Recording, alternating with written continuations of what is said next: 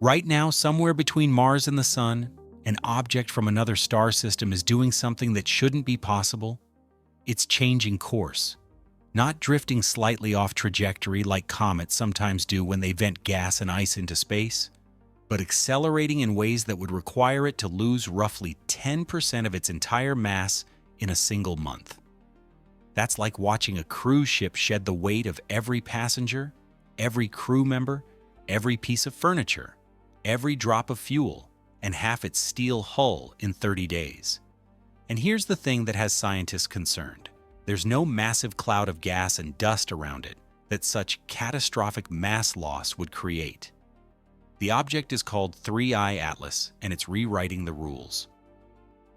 Let me show you what I mean. On October 27, 2025, 3I Atlas reached perihelion, its closest approach to the Sun. This wasn't just another comet swinging through our cosmic neighborhood. This was only the third confirmed interstellar visitor we've ever tracked, an emissary from the space between stars, carrying with it the chemistry and physics of some distant stellar system we may never identify. NASA navigation engineers were tracking its path with the kind of precision that lets us land rovers on Mars and thread spacecraft through the rings of Saturn. They expected some deviation from a purely gravitational trajectory. Comets do this all the time as frozen materials vaporize and create tiny rocket-like thrust. But when the data came back, something was deeply wrong. The radial and transverse acceleration components weren't just present, they were enormous.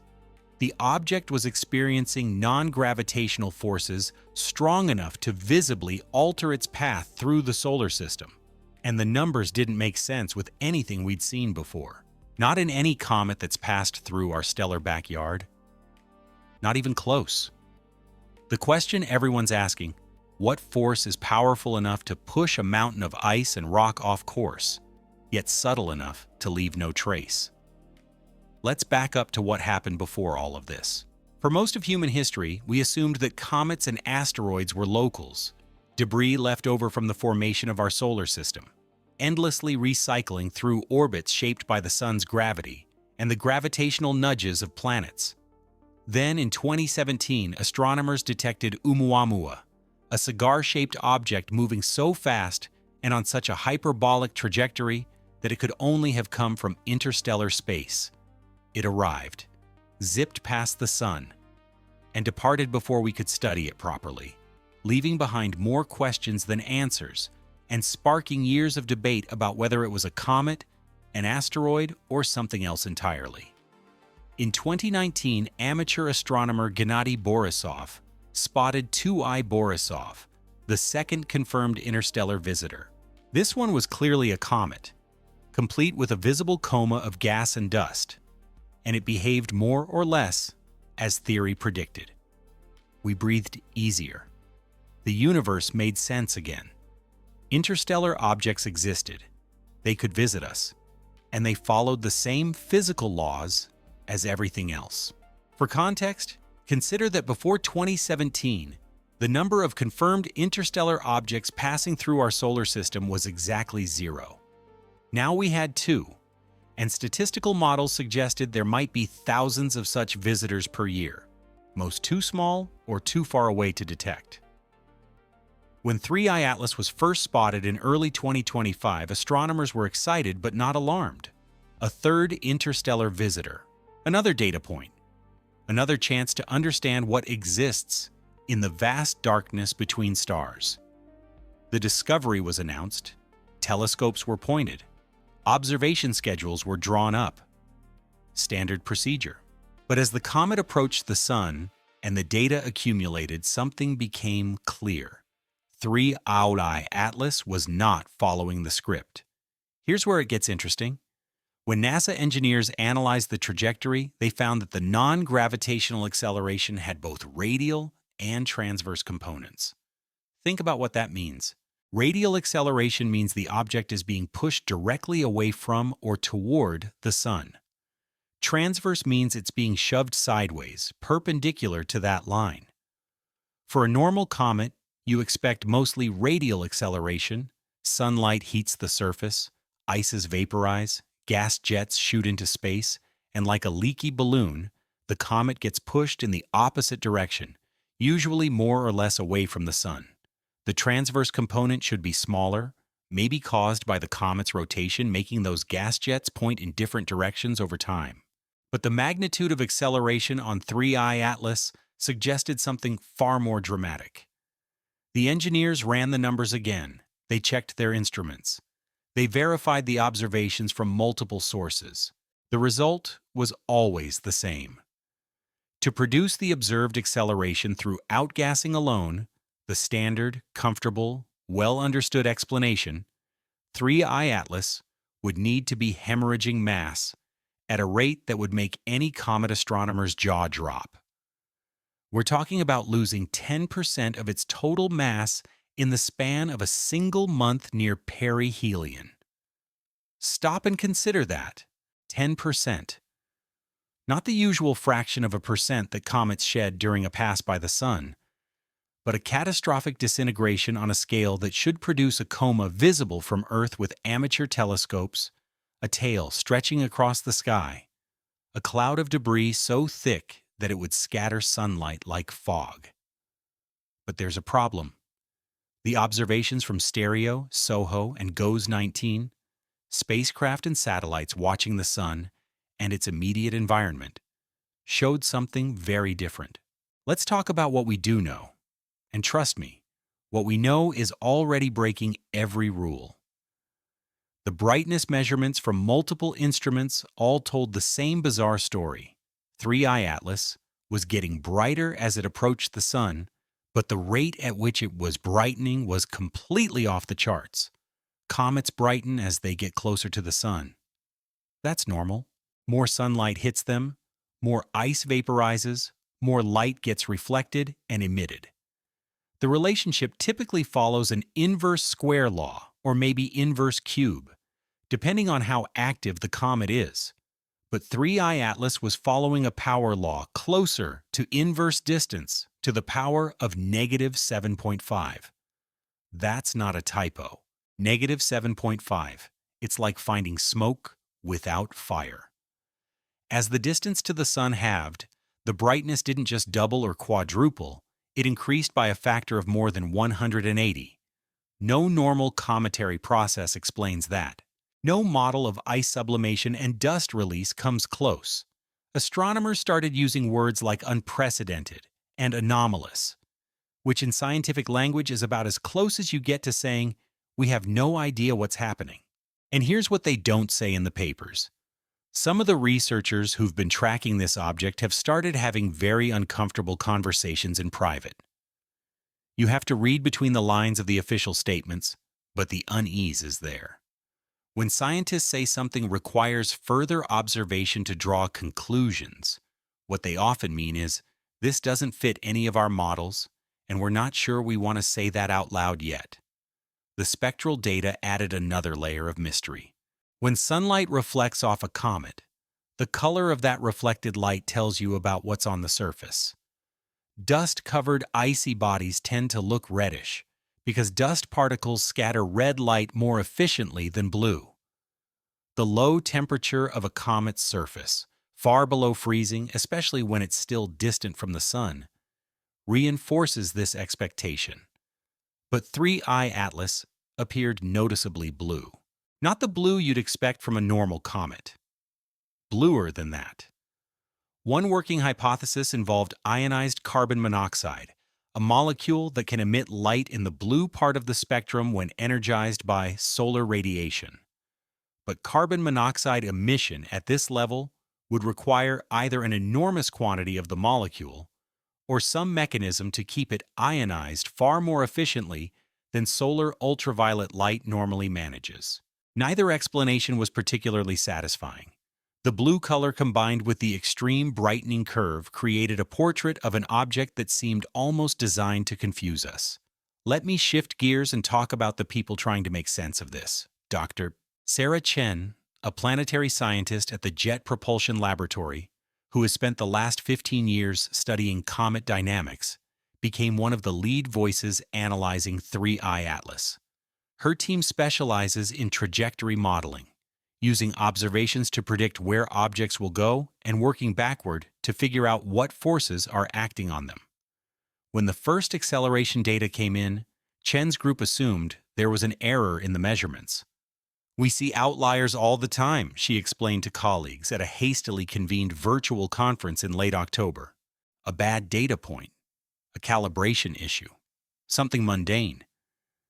But as more observations came in from different instruments, different locations, all showing the same thing, we had to accept that the acceleration was real. Chen's team ran simulations, trying to match the observed trajectory with standard cometary outgassing models. They varied every parameter they could: the comet's rotation rate, the distribution of volatile ices on its surface, the size and composition of dust grains, the nucleus's shape. Nothing worked. Every model that produced enough acceleration either required that visible coma or predicted other observational signatures that weren't there. "It's like trying to tune a radio," Chen said, "and discovering that the station you're looking for is broadcasting on a frequency that doesn't exist." Meanwhile, Dr. James Kowalski at the European Space Agency had a different concern. Kowalski works on the JUICE mission, Jupiter Icy Moons Explorer, a spacecraft currently on its way to study Jupiter's large moons. The mission plan had always included flexibility for opportunistic observations of other targets. And when 3I Atlas's trajectory calculations showed it would be visible from JUICE's position during November 2025, Kowalski started pushing for observation time. "This is a once-in-a-career opportunity," he argued to the Mission Planning Committee. "We have instruments on JUICE that can measure things no Earth-based telescope can resolve. If there's something unusual about this object's composition or activity, we need to know." The committee agreed, and JUICE was scheduled to point its cameras and spectrometers at 3I Atlas during a critical window in late November. Similarly, major space telescopes, including the James Webb Space Telescope and Hubble, were allocated time to observe the comet. The astronomical community was mobilizing, but there was an edge of urgency to it that went beyond normal scientific curiosity. Something about this object was wrong, and the wrongness seemed to be getting worse. Dr. Michael Torres, an astrophysicist at Cambridge University, who specializes in the dynamics of small solar system bodies, offered a more cautious perspective. "We need to be careful about jumping to exotic explanations before we've exhausted the mundane ones," he noted in a published commentary. "Interstellar objects come from environments we've never sampled directly. Their composition could be substantially different from solar system comets. Perhaps 3I Atlas is unusually rich in highly volatile materials, substances that vaporize at temperatures much lower than water ice.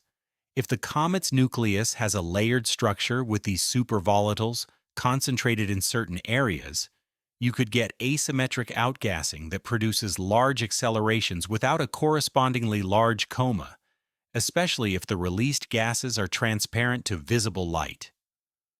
Torres's explanation was plausible, even elegant, but it required a very specific set of circumstances, a sort of cosmic coincidence, and it didn't address the blue color or the extreme brightening curve. Still, the scientific community was grateful for any explanation grounded in known physics. Actually, let me correct that. Not the entire scientific community was sticking to known physics. A small but vocal group of researchers was beginning to whisper about alternative explanations, and those whispers were starting to get louder. Dr. Elena Vasquez, a theoretical physicist at MIT who'd spent years studying unusual propulsion concepts for interstellar spacecraft, published a brief paper in early November 2025 that sent ripples through the astronomy community.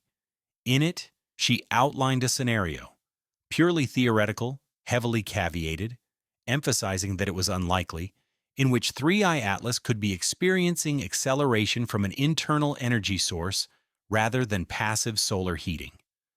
Not a chemical rocket or anything so crude, but perhaps a radioactive decay process or even some kind of controlled energy release. "I'm not saying it's artificial," Vasquez stressed in every interview. "I'm saying we can't rule out physical processes that involve internal energy, And before everyone dismisses this as fringe speculation, remember that we have exactly 3 data points on interstellar objects. Our intuitions about what's normal are based on an incredibly small sample size. That word artificial was doing a lot of work there, and Vasquez knew it. She wasn't explicitly saying the object might be a probe or artifact from another civilization, but she wasn't not saying it either. The ambiguity was deliberate. Most scientists pushed back hard against Vasquez's speculation. Dr. Martin Dreyfus, a senior astronomer at the Harvard-Smithsonian Center for Astrophysics, was particularly vocal. "We have natural explanations that we haven't fully explored yet," he argued. Yes, they require unusual circumstances, but unusual and unprecedented are not the same as impossible or artificial. The universe is a big place with a lot of variability. Before we invoke extraordinary scenarios, we need to rule out every conventional possibility, and we're nowhere near that point. Dreyfus pointed out that our understanding of interstellar medium chemistry was still developing.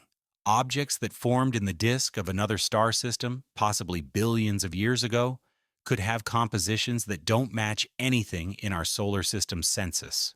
Perhaps the parent star had a different metallicity, leading to different ratios of elements in the planetary disk. Perhaps 3I Atlas formed in a region unusually rich in carbon monoxide or other volatiles. Perhaps its thermal history was different, resulting in a different distribution of materials within the nucleus. The number of unknowns was vast, and each unknown represented a potential mundane explanation for the seemingly inexplicable observations. Here's where things get really strange. In mid-November, a team of radio astronomers quietly pointed the Very Large Array in New Mexico at 3I Atlas. They weren't part of the main observation campaign, and they didn't announce their plans widely. Radio observations of comets are uncommon, but not unheard of. You're looking for emissions from ionized molecules and radicals in the coma, which can tell you about composition and activity levels.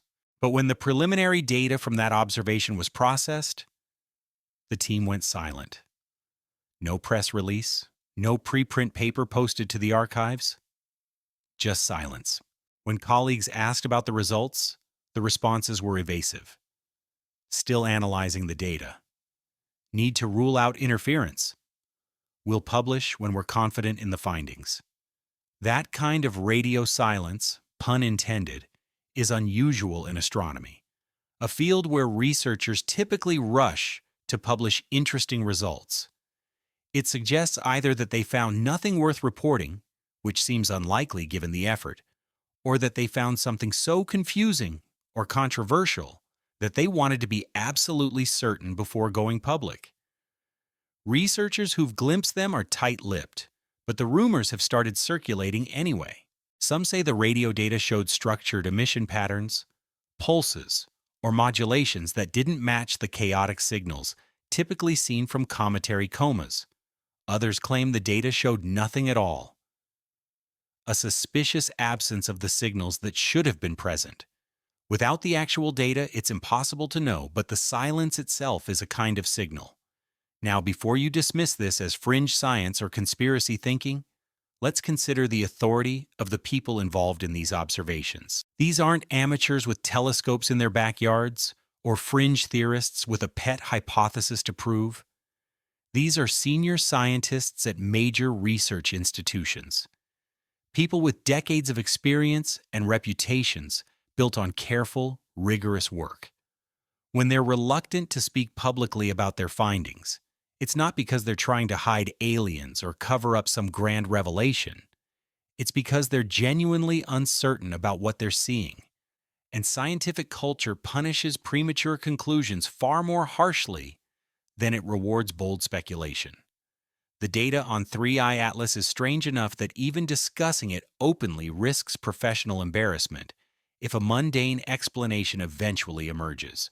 But that caution, however justified, means that the broader scientific community and the public are left in a peculiar state of knowing that something unusual is happening without knowing exactly what. The next critical window is late November through mid-December 2020. Bis December 2025. That's when JUICE, the James Webb Space Telescope, and Hubble will all have their observation windows. JUICE in particular is positioned to make measurements that Earth-based telescopes simply cannot. It can observe 3-eye atlas from a different angle, triangulating position and motion with Earth-based observations to refine the trajectory and acceleration measurements. Its infrared spectrometers can detect heat signatures that might reveal active regions on the nucleus surface, or the presence of gases invisible to optical telescopes. Webb can push even further into the infrared, potentially detecting extremely cold volatiles or mapping the temperature distribution across the comet's surface with unprecedented resolution. Hubble, meanwhile, will provide high-resolution optical and ultraviolet data, looking for that elusive coma and trying to understand the source of the blue spectral signature. If there's a conventional explanation for 3-eye atlas's behavior, these observations should find it. And if there isn't, well, that's when things get really interesting. Think about what that means for our understanding of interstellar space. We've always assumed that the space between stars is mostly empty. Some gas, some dust, maybe the occasional rogue planet ejected from its birth system. But if interstellar objects come in varieties we haven't imagined, with compositions and behaviors that don't match our local experience, then we've been fundamentally wrong about the nature of interstellar matter. Every assumption we make about the universe is based on what we can observe from our one vantage point, orbiting one star in one small region of one galaxy. 3 interstellar visitors, Oumuamua with its weird shape and unexplained acceleration, 2-eye Borisov with its comfortingly normal behavior, and now 3-eye Atlas with its baffling properties, give us 3 glimpses of what else is out there. That's a sample size barely large enough to draw any conclusions at all, yet we're forced to extrapolate from it because it's all we have. What if the universe's inventory of small bodies is far more diverse than we thought? What if our solar system's comets and asteroids are the weird ones, and interstellar objects represent the cosmic norm? These questions have implications far beyond one anomalous comet. For context, consider the history of astronomical discoveries that initially seemed impossible. When Jocelyn Bell Burnell discovered pulsars in 1967, the regular pulses of radio emission were so precise that the team briefly considered whether they might be signals from an extraterrestrial civilization. They even jokingly labeled the first pulsar LGM-1 for Little Green Men. Of course, the signals turned out to be natural, rotating neutron stars with powerful magnetic fields, sweeping beams of radiation across space like cosmic lighthouses. The universe had produced something that seemed designed, purposeful, almost artificial, through purely natural processes. The same pattern has repeated throughout astronomy. Fast radio bursts, initially mysterious and unexplained, turned out to be natural phenomena associated with magnetars. Gamma-ray bursts, once theorized to be the signatures of antimatter annihilation or black hole formation, proved to be the death cries of massive stars or the collisions of neutron stars. Nature is remarkably good at producing phenomena that seem impossible until we understand them. But there's a flip side to that history. Every time we encountered something truly strange, understanding it expanded our knowledge of what the universe can do. Pulsars taught us about the behavior of matter under extreme gravitational and magnetic conditions. Fast radio bursts revealed new pathways for energy release in the cosmos. 3-eye Atlas, whatever it turns out to be, will teach us something. The question is whether that something will fit comfortably within our current framework of physics or force us to expand it. Let's bring this back to the specific measurements. The acceleration components measured by NASA's navigation team aren't just vague, something is pushing it. They're precise vectors with magnitude and direction. The radial component is roughly twice the size of the transverse component, and both vary over time in ways that don't correlate simply with distance from the sun. If outgassing were responsible, you'd expect the acceleration to peak at perihelion when solar heating is strongest, then decline as the comet moves away. And you do see that general trend. But there are fluctuations, increases, and decreases that don't line up with the temperature curve. It's as if the comet is responding to something other than just solar heat, or as if its internal structure is far more complex than a simple ball of ice and rock. One model that's been proposed involves a highly porous nucleus with a labyrinth of cracks and channels inside. As the outer layers heat up, gas produced deep within the nucleus has to find its way out through this maze. Pressure builds in some areas, releases suddenly through particular vents, creating thrust in specific directions. Change the configuration of open and blocked channels, as thermal cycling cracks some passages and seals others, and you change the thrust pattern. It's an elegant idea, and it might explain the time-varying acceleration, but it still requires an enormous amount of outgassing. And we're back to the problem of the missing coma. Here's another piece of the puzzle that deserves attention. The brightness increase isn't uniform across all wavelengths. When astronomers measure a comet's brightness, they typically do it in multiple color bands: blue, green, red, infrared. For 3I Atlas, the extreme brightening is most pronounced in the blue part of the spectrum. The red and infrared brightness is increasing too, but not nearly as dramatically. This wavelength dependence is a crucial clue. If the brightening were just from more surface area becoming active, more ice vaporizing, more dust being released, you'd expect the brightness to increase similarly across all colors. The fact that blue light is increasing faster suggests a specific emission mechanism, something that preferentially produces or reflects blue wavelengths. The ionized carbon monoxide hypothesis tries to explain this, but carbon monoxide emission typically produces specific narrow spectral lines, not a broad blue enhancement. You'd see spikes in the spectrum at particular wavelengths corresponding to electronic transitions in the CO+ molecule. Some observations do show those lines, but they're not strong enough to account for the overall blue color. There's something else going on, some additional source of blue light that hasn't been identified. Speculation time. What if the surface of 3I Atlas isn't like any comet surface we've seen before? We're used to thinking of comets as dirty snowballs, water ice mixed with rocky dust, covered with a dark crust of organic compounds that have been processed by cosmic rays and solar radiation.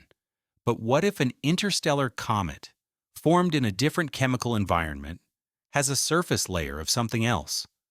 Some mineral or molecular compound that's uncommon in our solar system, but abundant where 3I Atlas formed?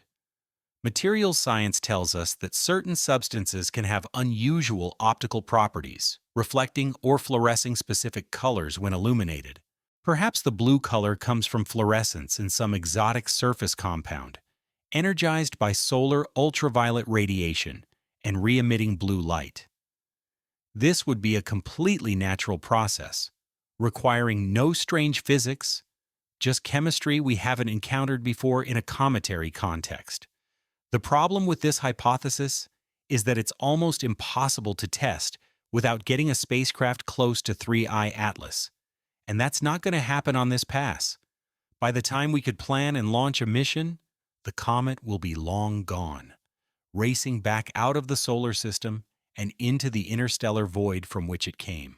Now, about that trajectory, current models show that despite the unusual acceleration, 3I Atlas isn't going to pose any danger to Earth. The comet's closest approach to our planet will be well beyond the Moon's orbit, far too distant to be a hazard. But here's the thing. Those models assume the acceleration doesn't change dramatically. If the forces acting on the comet were to suddenly increase or shift direction, the trajectory predictions would need to be recalculated. That's why tracking continues around the clock, with multiple observatories checking position and velocity several times per day. So far, the acceleration has been consistent enough to predict, following that strange pattern, but at least following a pattern. The nightmare scenario for planetary defense, a sudden, unpredictable change that sends the object onto a collision course, remains purely hypothetical. But the fact that scientists are even monitoring for such a possibility tells you how far outside the normal envelope of comet behavior 3I Atlas has strayed. For a natural comet, the trajectory is essentially deterministic. You measure where it is, how fast it's moving, account for the gravitational pulls of the sun and planets, add a small correction for expected outgassing, and you can predict its path years in advance with high accuracy. 3I Atlas requires constant updates, constant recalculation because its behavior isn't entirely predictable. Let me show you what I mean with a specific comparison. When Comet 67P Churyumov-Gerasimenko was visited by the Rosetta spacecraft from 2014 to 2016, scientists had the unprecedented opportunity to watch a comet's activity up close for an extended period. They saw jets of gas erupting from the surface, watched how those jets changed with the comet's rotation and its distance from the sun, measured the amount of material being lost.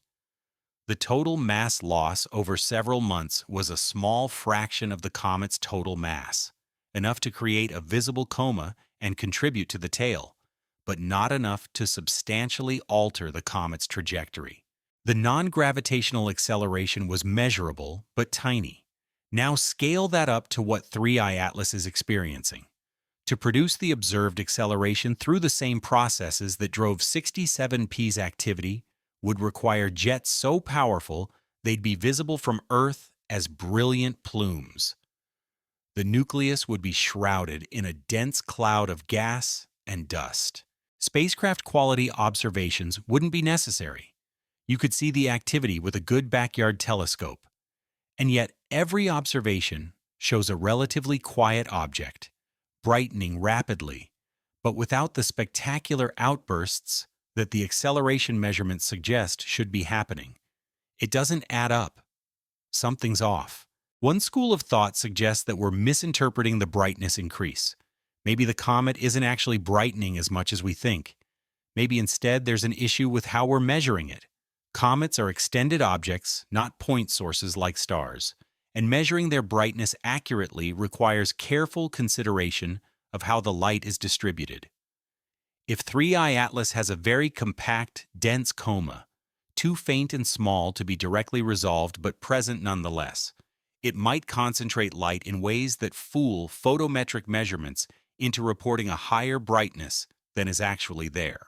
This would be a sort of observational artifact, a trick of measurement rather than a real physical phenomenon. It's a sobering thought that the anomaly might be partly or wholly in our instruments and methods, rather than in the comet. But multiple teams using different techniques have all reported similar brightness curves, which makes a systematic measurement error less likely. Unless there's something about interstellar comets that breaks our measurement assumptions in ways we haven't realized, the brightness increase is real. Another school suggests focusing on the nucleus itself rather than any surrounding coma. What if 3I Atlas has a highly reflective surface that's being gradually exposed as a dark outer layer erodes away? Picture it like this. The comet formed with a bright, icy interior that later got covered with a layer of dark, radiation-processed organics during its long journey through interstellar space. As it approaches the sun, that dark layer starts to sublimate or flake off, revealing the brighter ice underneath. The total reflective surface area increases, making the comet appear to brighten dramatically even without significant mass loss. This model is attractive because it explains the brightness increase without requiring an impossible amount of outgassing, but it struggles with the blue color. Exposed water ice would look white or slightly blue-white, not the distinct blue that's been observed. You'd need the newly exposed surface to be made of something selectively reflective in blue wavelengths. And there aren't many icy materials that fit that description. But there's a third possibility, one that several researchers have been quietly modeling but haven't widely publicized. What if 3I Atlas is fragmenting? not catastrophically breaking apart, but slowly cracking and splitting, increasing its total surface area without creating a massive debris cloud. Comet nuclei are fragile things, held together by ice and gravity, and the thermal stress of approaching the sun can cause them to split. We've seen it happen before. Comet Shoemaker-Levy 9 broke into more than 20 pieces before famously colliding with Jupiter in 1994, and several other comets have split during close solar approaches. If 3I Atlas is fragmenting, each new piece would have fresh surface exposed, increasing the total reflective area and potentially producing jets from previously buried volatile materials. The fragmentation could also explain the acceleration. If pieces are splitting off and being pushed in certain directions by escaping gas, the center of mass of the whole system could shift, creating apparent acceleration. This model has the advantage of being entirely conventional physics. No exotic materials needed, no unusual processes, just the mechanical breakup of a fragile body under stress. The challenge is that if fragmentation were happening, we should be able to see the separate pieces, at least with high-resolution imaging from Hubble or large ground-based telescopes with adaptive optics. So far, no one has reported seeing multiple distinct nuclei, just a single compact object. That doesn't rule out fragmentation. The pieces might be too close together to resolve, or the breakup might be happening in a way that keeps the fragments temporarily bound together. But it means we need those upcoming observations to confirm or rule out the idea. Let's talk about the broader implications of what 3I Atlas represents. For decades, astronomers have studied comets as messengers from the early solar system, pristine samples of the primordial material that never got incorporated into planets. The volatiles in comets might have seeded Earth with water and organic molecules, the building blocks of life. Understanding comets means understanding our own origins. But interstellar comets are messengers from someone else's solar system, carriers of chemistry from alien environments. If we can decode what 3I Atlas is made of, how it behaves, what processes shaped it, we gain a window into planetary system formation beyond our own. We can test whether the processes that made our solar system are universal or unique. We can learn whether the distribution of materials we see here, rocky planets close to the star, gas giants farther out, icy bodies at the edges, is a common outcome or just one possibility among many. Each interstellar visitor is a sample return mission from another star, delivered to our doorstep at no cost except the effort of observation and analysis. Think about what that means for the search for life beyond Earth. If interstellar space is full of comet-like objects carrying water, organic molecules, and other life-friendly materials, then those materials can be distributed between star systems. A comet ejected from one stellar system can eventually wander into another, potentially carrying with it the molecular ingredients of biology.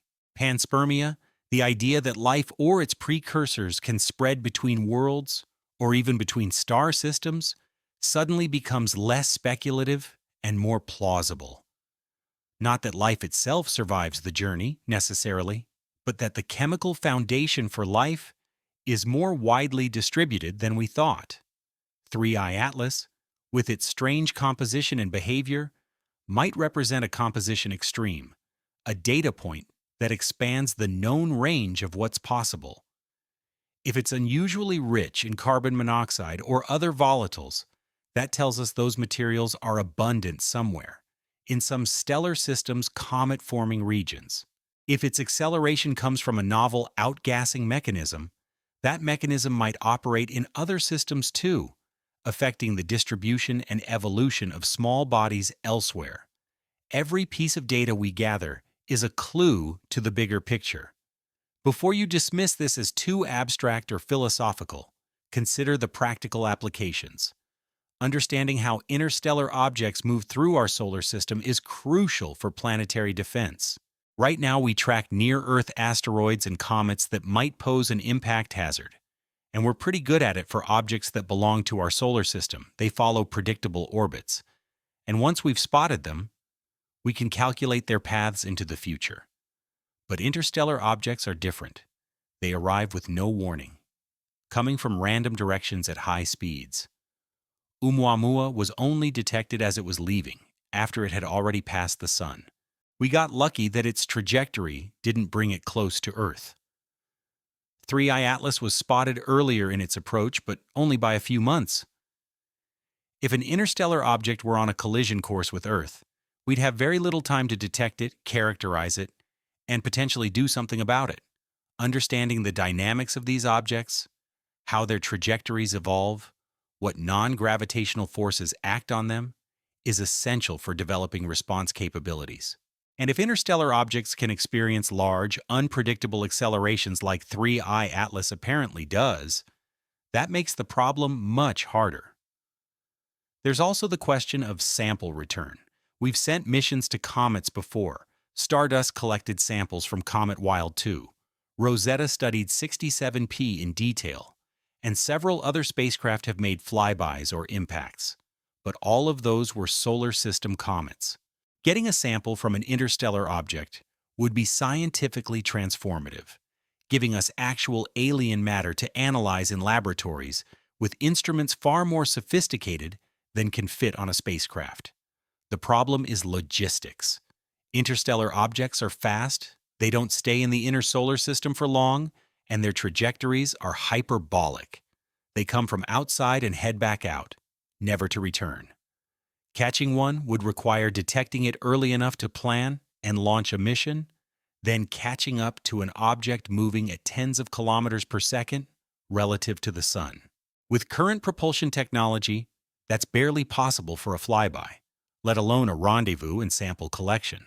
But the potential payoff is enormous, and there are serious proposals for interceptor missions that could be launched on short notice if another interstellar object is detected early enough. 3I Atlas is probably moving too fast and was detected too late for any such mission, but it's strengthening the case for developing those capabilities. Stop and consider that humanity is entering a new era of astronomy. For all of history until 2017, we knew only the contents of our own solar system. Now we're starting to sample the larger galactic environment to see what else is out there drifting between the stars. The rate of discovery is limited only by our observational capabilities, and those capabilities are improving rapidly. The Vera C. Rubin Observatory, scheduled to begin operations soon, will survey the entire visible sky every few nights, detecting faint, fast-moving objects that current surveys miss. We'll likely discover dozens or hundreds of interstellar visitors per year once it's operating. 3I Atlas might be strange now, but it will soon be one data point among many. The question is whether it represents a rare anomaly or the first clear example of a new class of objects we didn't know existed. Only time and more discoveries will tell. Here's where I need to be honest about the limits of current knowledge. As of late November 2025, much of the data on 3I Atlas remains preliminary. Observations are ongoing, analysis is incomplete, and the scientific community hasn't reached consensus on explanations. What I've presented here is a synthesis of what's been publicly reported, the hypotheses being discussed, and the observations that are planned. But there's a lot we don't know. We don't know the size of the nucleus with certainty. Estimates range from a few hundred meters to several kilometers across, depending on assumptions about reflectivity and composition. We don't know its rotation period, though that information might come from detailed light curves once enough data accumulates. We don't know its exact composition, only what can be inferred from spectra, and those spectra are difficult to interpret for such a distant, faint object. And most importantly, we don't know what's causing the anomalous acceleration and brightness. We have hypotheses, some more plausible than others, but no definitive answer. That uncertainty is uncomfortable, especially in an age when we're used to science providing quick, confident explanations for phenomena. But it's also the nature of frontier research. The answers will come, but they take time. Now, before you dismiss this as just another mysterious space object that will eventually have a boring explanation, let's consider the track record. Oumuamua was detected, puzzled scientists for months, and still doesn't have a universally accepted explanation for its non-gravitational acceleration. The leading hypothesis is outgassing of hydrogen ice, a form of ice that doesn't exist at the temperatures of typical comets, but might persist in interstellar objects that have been frozen at near absolute zero temperatures for millions of years. It's plausible but not confirmed, and some scientists remain unconvinced. Oumuamua is long gone, too far away to observe anymore, so we may never know for certain. That's the frustration with these transient visitors. They don't wait for us to figure them out. 3i Atlas is giving us a second chance, or technically a third if you count 2i Borisov. But the opportunity won't last. By early 2026, the comet will be far enough from the Sun that it becomes too faint for detailed observation. Whatever we're going to learn, we need to learn it in the next few months. That deadline adds urgency to the observation campaigns and pressure on the researchers interpreting the data. The silence from that radio astronomy team I mentioned earlier? That broke in late November. They published their findings, and while they didn't reveal anything shocking, the data was odd. The radio emission from 3i Atlas was present but weaker than expected for the level of activity implied by the brightness increase. Radio emission from comets comes mostly from ionized molecules, atoms that have lost electrons, either from solar ultraviolet radiation or from interactions with charged particles in the solar wind. The strength of that emission should correlate with the amount of gas in the coma. Weak radio emission suggests a weak coma, which again brings us back to the central puzzle. How can the comet be so active yet produce so little observable coma? The radio team was careful to note that their observations were at limited wavelengths and sensitivity, so there's a lot of parameter space they couldn't probe. But the data they did get doesn't resolve the mystery. If anything, it deepens it. There's another angle worth exploring, one that connects to the history of astronomy and how discoveries are made. Often, the most important advances come not from finding what we expect, but from finding what we don't. The cosmic microwave background radiation, arguably the most important observational discovery in 20th century cosmology, was initially detected as annoying noise by engineers trying to build a sensitive radio antenna. They thought it was pigeon droppings causing interference. Pulsars, as I mentioned, were initially mysterious regular signals that no one predicted. Exoplanets, planets orbiting other stars, were first detected through tiny wobbles in stellar motion that early theory suggested would be too small to measure. In each case, the discovery was accidental or at least unexpected, and it opened up entire new fields of research. 3i Atlas is following that pattern. It was expected to be a comet, a bit unusual perhaps because of its interstellar origin, but fundamentally similar to the comets we know. Instead, it's exhibiting behavior that doesn't fit the mold, and that mismatch is where discovery happens. Whether the explanation turns out to be exotic or mundane, the process of figuring it out will teach us things we didn't know before. Let's bring this full circle to where we started. An object from another star system changing course in ways that shouldn't be possible given what we observe. The 10% mass loss in a month that the acceleration implies, the missing coma, the blue color, the extreme brightening, all of these pieces need to fit together into a coherent picture, and so far they don't.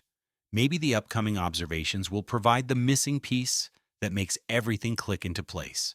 Maybe JUICE will detect a faint extended coma that Earth-based telescopes missed, reconciling the acceleration with the apparent lack of outgassing. Maybe Webb will find a spectral signature that explains the blue color and points to a specific composition.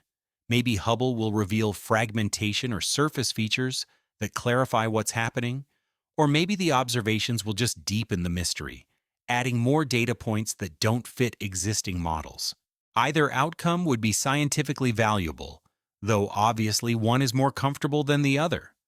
What we're witnessing is science in action, the messy process of confronting observations that don't match expectations and working through the implications. It's easy to present science as a series of discoveries and explanations, as if each observation leads directly to understanding. But real science is full of ambiguity, competing hypotheses, dead ends, and data that refuses to cooperate. 3i Atlas is a perfect example. We have excellent measurements showing something unusual is happening. We have smart people proposing explanations, and yet we still don't know. That's not a failure of science, it's how science works. The challenge for the scientific community, and for those of us trying to communicate science to a broader audience, is to convey that uncertainty without either dismissing it as just, uncertain, or hyping it into something it's not. The truth is, 3i Atlas is genuinely weird by the standards of what we've seen before, and it's okay to acknowledge that weirdness while we work toward understanding it.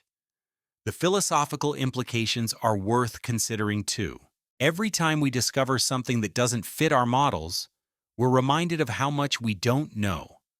Our understanding of the universe is built on observations, and those observations are necessarily limited by our location, our technology, and our perspective. We observe from one planet, orbiting one star, at one moment in cosmic history. We've sent probes to a few nearby worlds, looked out with telescopes across space and time, but the fraction of the universe we've directly sampled is infinitesimally small. 3 interstellar objects out of untold billions.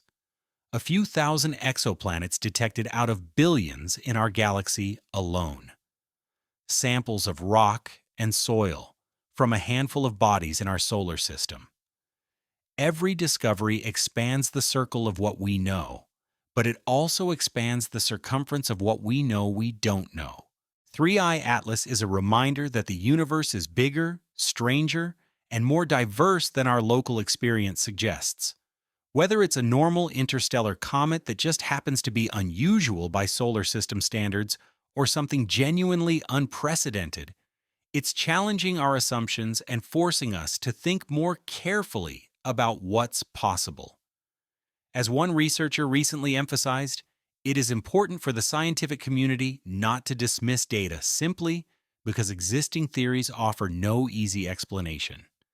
That statement, measured and careful, contains a subtle warning. Science has a natural tendency toward conservatism. Established theories have withstood previous challenges, so when new data conflicts with them, the first instinct is to question the data rather than the theory. Usually that instinct is correct. Observational errors and misinterpretations are more common than fundamental failures of theory. But sometimes the data is right, and the theory needs revision. The trick is knowing which is which, and the only way to tell is through more and better observations, rigorous analysis, and honest consideration of all possibilities. 3i Atlas is getting that rigorous attention now from researchers around the world using the best instruments available. Whatever the outcome, the process itself is a testament to how science handles anomalies, not with knee-jerk dismissal or credulous acceptance, but with careful investigation and a willingness to follow the evidence wherever it leads. The next few weeks will be critical. As JUICE, Webb, and Hubble train their instruments on 3i Atlas, as ground-based observatories continue their monitoring, the data will accumulate. Maybe patterns will emerge from the noise. Maybe contradictions will resolve. Maybe the answer will be obvious in retrospect. One of those situations where everyone wonders why they didn't think of it sooner. Or maybe 3i Atlas will remain enigmatic, a puzzle that future missions and better theories will eventually solve. Either way, this object from beyond our solar system, this visitor from the space between stars, has already achieved something remarkable. It's made us question what we thought we knew, and reminded us that the universe still has surprises in store. Right now, somewhere between Mars and the Sun, 3i Atlas continues its journey, accelerating in ways we don't fully understand, shining with a blue light that shouldn't be there, racing toward its eventual exit from our solar system and return to the interstellar void. And we're watching, measuring, analyzing, trying to understand what it is and what it means. In a universe that often seems knowable and predictable, 3i Atlas is a welcome reminder of mystery, a cosmic puzzle delivered to our doorstep. The solution, when it comes, will be one more piece in the endless quest to understand the universe we inhabit. Until then, we watch and wonder.